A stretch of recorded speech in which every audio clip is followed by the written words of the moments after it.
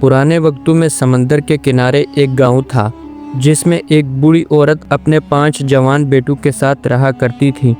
उसके 5 बेटों की शक्लें एक जैसी थीं, जैसे मटर के दानों में पहचान नहीं हो सकती, इस तरह उनको भी कोई पहचान नहीं कर सकता था। कुदरत ने उन्हें मुख्तलिफ खूबियों से नवाजा था। सबसे बड़ा भाई अपने मुंह में पूरे दरिया का पानी भर सकता था।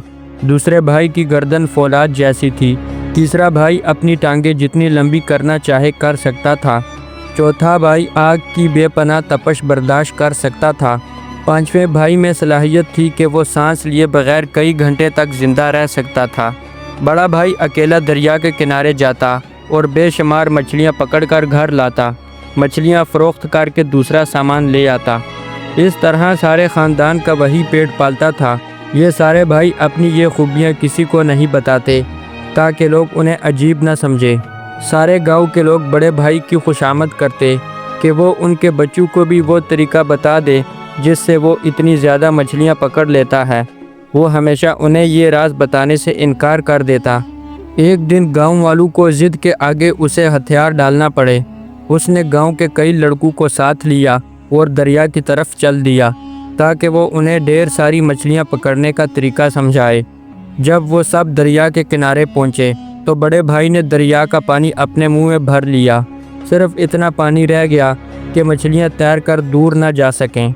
फिर उसने लड़कों को इशारा करते हुए बताया कि वो जितनी चाहे मछलियाँ पकड़ लें। लड़के भाग के दरिया में उतर गए। लड़कों को दरिया की तह में बहुत खूबसूरत रंगों वाले गूंगे भी नज़र आए। वहाँ बहुत से खूबसूरत सेपियाँ और कीमती पत्थर भी पड़े हुए मिले। वो मछलियों की बजाय उन्हें इकट्ठा करने लगे। उन्होंने पत्थरों से अपनी झोलियाँ भर ली। जब कुछ देर हो गई तो बड़ा भाई पानी को मुंह में भरे हुए बहुत थक गया। वो लड़कों को इशारा करने लगा कि वो जल्दी दरिया के किनारे वापस आ जाएं। लेकिन वो तो दरिया के उस ख़जाने को जमा करने में इतने मसरूफ़ थे कि उन्होंने बड़े भाई के इशारों की तरफ कोई तवज्जो नहीं दी और दरिया की सतह पर आगे ही आगे बढ़ते रहे। बड़ा भाई तंग आकर ज़ोर से हाथ हिलाने लगा, लेकिन फिर भी गांव के लड़कों ने जानबूझकर उसकी तरफ ना देखा। आखिर जब बड़े भाई को महसूस हुआ कि वो अब दरिया का पानी मुंह में नहीं संभाल सकता तो उसने सारा पानी वापस दरिया में उंडेल दिया। गांव के सारे लड़के अपनी लालच की वजह से दरिया में डूब गए। जब बड़ा भाई घर पहुंचा और उन लड़कों के माँ बाप ने उससे पूछा कि उनके बच्चों ने कितनी मछलियाँ पकड़ी हैं और वो कब घर आएंगे, बड़ा भाई बहुत अफसरदा था। उसने पड़ोसियों को सारा वाक़या सुनाया और उन्हें यकीन दिलाने की कोशिश की कि इस अफसोसनाक वाक़े में उसका कोई कसूर नहीं है। उसने सबको बताया कि मैंने लड़कों की बहुत मिन्नत की कि वो वापस आ जाएं, लेकिन उन्होंने उसका कहना नहीं माना। उसे मजबूरन अपना पानी दरिया में दोबारा डालना पड़ा। वैसे भी वो इतना पानी कहीं और फेंक नहीं सकता था, लेकिन गांव वाले बहुत गुस्से में थे। उन्होंने उसकी बात पर यकीन नहीं किया। गांव वालों ने उसे पकड़ा और घसीटते हुए गांव के मुखिया के पास ले गए। मुखिया को सारी बात बताई तो उसने फ़ैसला करते हुए बड़े भाई से कहा, तुम अपनी ज़िम्मेदारी पर लड़कों को साथ लेकर गए थे तो ये तुम्हारी ही ज़िम्मेदारी थी कि उन्हें वापस भी लाते, इसलिए सज़ा के तौर पर कल तुम्हारी गर्दन काटी जाएगी। ये सुनकर बड़े भाई ने मुखिया से दरख्वास्त की कि मरने से पहले वो एक दफ़ा अपनी बूढ़ी माँ से मिलना चाहता है, तो उसने इजाज़त दे दी। बड़ा भाई घर आया और आकर सारा मामला भाइयों को सुनाया। उसके छोटे भाई, जिसकी गर्दन फौलाद की बनी हुई थी, उसने कहा, तुम अपनी जगह मुझे जाने दो, किसी को पता नहीं चलेगा तुम हो या तुम्हारी जगह मैं हूँ, क्योंकि हमारी शक्लें इतनी मिलती जुलती हैं और किसी भी सूरत वो मेरी गर्दन नहीं काट सकेंगे। अगले दिन छोटा भाई मुखिया की अदालत में गया और कहने लगा, जनाब, आपने मुझे मेरी माँ से मिलने की इजाज़त दी, बस अब मैं मरने के लिए तैयार हूँ। फिर छोटा भाई उस लकड़ी के टुकड़े के पास बैठ गया और अपनी गर्दन उस लकड़ी के टुकड़े पर रख ली। तब जल्लाद ने अपनी तेज़ धार तलवार से उसकी गर्दन पर वार किया, लेकिन तलवार उसकी गर्दन पर लगकर उचट हो गई। गर्दन पर कोई असर न हुआ। यह देखकर एक और तलवार मंगवाई गई जो ज़्यादा तेज़ थी, और फिर एक और तलवार, लेकिन हर दफ़ा फिर वही हुआ जो पहले हो चुका था।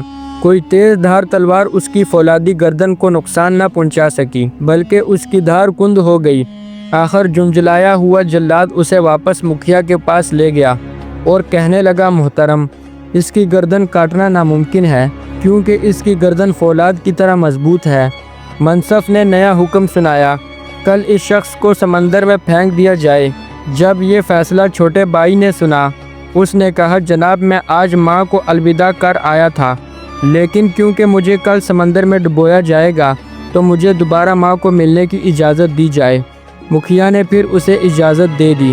بھائی گھر واپس آیا اور انہوں نے دوبارہ مشورہ کیا۔ یہ سن کر وہ بھائی جو اپنی مرضی سے اپنی ٹانگیں لمبی کر سکتا تھا، اس نے کہا، صبح میں جاؤں گا۔ لہٰذا اگلے دن تیسرا بھائی عدالت پہنچا۔ کسی کو بھائیوں کی تبدیلی کا علم نہ ہو سکا۔ مکھیا کے حکم پر کچھ لوگ اسے کشتی میں بٹھا کر سمندر کے بیچ لے گئے اور اسے سمندر میں پھینک دیا، لیکن ڈوبنے کی بجائے تیسرے بھائی نے اپنی ٹانگیں اتنی لمبی کر لی کہ وہ سمندر کی تہہ کو چھونے لگیں۔ اب اس کا سر پانی سے باہر تھا۔ اسے نکال کر پھر کشتی میں بٹھایا اور مزید گہرے سمندر میں لے جایا گیا، لیکن اس کی ٹانگیں سمندر کی گہرائی جتنی لمبی ہوتی گئیں، اس طرح وہ ڈوب نہیں پایا۔ اسے ایک دفعہ پھر مکھیا کے سامنے پیش کیا گیا۔ اس دفعہ مکھیا نے حکم دیا کہ اسے ابلتے ہوئے تیل میں پھینک دیا جائے۔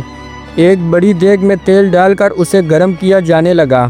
اس نے ایک دفعہ پھر مکھیا سے پوچھا کہ کیا وہ اپنی ماں کو مل کر بتا سکتا ہے کہ وہ ابھی زندہ ہے۔ مکھیا مان گیا۔ جب اس کے بھائیوں نے منصف کا یہ فیصلہ سنا تو چوتھے بھائی، جسے آگ نقصان نہیں پہنچا سکتی تھی، اس نے کہا کہ سزا وہ جھیلے گا۔ پھر جب تیل کڑکنے لگا تو چوتھے بھائی کو تیل میں پھینک دیا گیا۔ وہ اس بڑی دیگ میں یوں تیرنے لگا جیسے کسی ٹھنڈے پانی کی جھیل میں۔ وہ کہنے لگا، آگ اور تیز کرو، یہ تیل تو گرم ہی نہیں ہوا۔ جب جلاد کو یقین ہو گیا کہ آگ اس کا کچھ نہیں بگاڑ سکتی تو وہ اسے دوبارہ مکھیا کے پاس لے گئے۔ مکھیا نے سارا معاملہ سن کر سارے گاؤں کی پنچایت بلا لی کہ اب کیا کیا جائے۔ تب سب نے یہ فیصلہ کیا کہ اس مجرم کو مارنے کا ایک ہی طریقہ بچا ہے کہ اسے زمین میں زندہ گاڑ دیا جائے۔ گاؤں سے باہر ایک جگہ بڑا گھڑا کھودا گیا۔ ایک دفعہ قیدی کو پھر سے ماں سے ملنے کی اجازت دے دی گئی تو اس بھائی کی جگہ پانچویں بھائی نے لے لی جو سانس لیے بغیر زندہ رہ سکتا تھا۔ پھر زمین میں پانچویں بھائی کو گاڑ دیا گیا، مگر اسے کوئی فرق نہیں پڑا کیونکہ وہ سانس لیے بغیر زندہ رہ سکتا تھا۔